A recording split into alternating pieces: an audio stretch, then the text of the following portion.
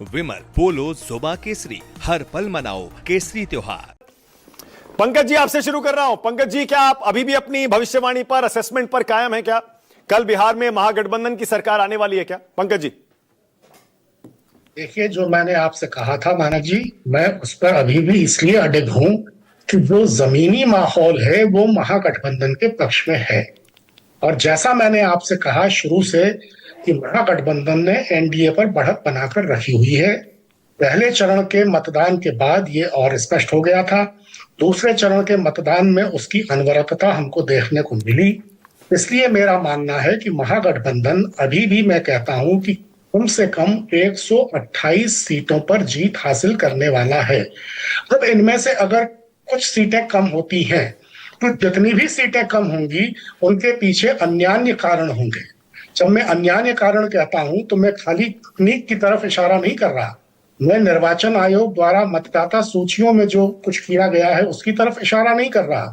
मैं इस तरफ भी इशारा कर रहा हूं कि महागठबंधन में शुरू से जो कशमकश चल रही थी, जिसको लेकर के मतदाताओं के मन में कई तरह के संशय पैदा हुए, महागठबंधन ने अपनी जिम्मेदारी को शुरू से थोड़ा कोताही के साथ निभाया।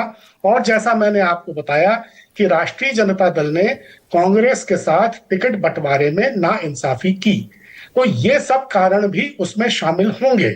देखिए, युवा जो है, युवा मतदाता इस बार बिहार में करीब 4 करोड़ के आसपास युवा मतदाता है जो 50 वर्ष की उम्र से कम का है।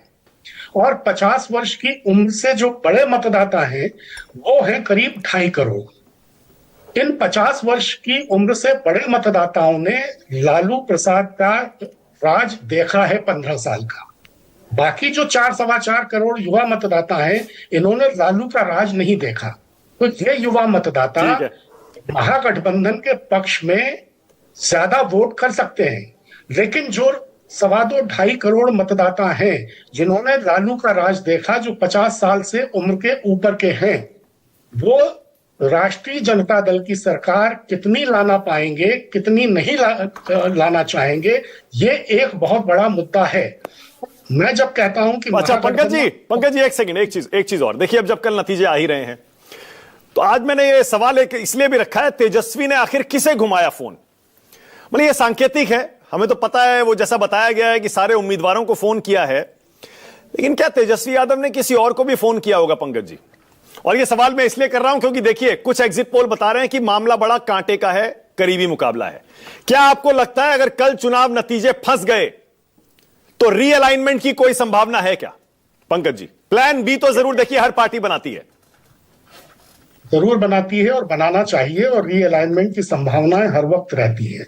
लेकिन मैं आपको यह बता देना चाहता हूं मानक जी कि हंग असेंबली नहीं आ रही है। फैसला आर पार का है। या सरकार महागठबंधन की बनेगी या सरकार एनडीए की बनेगी, ये स्पष्ट है।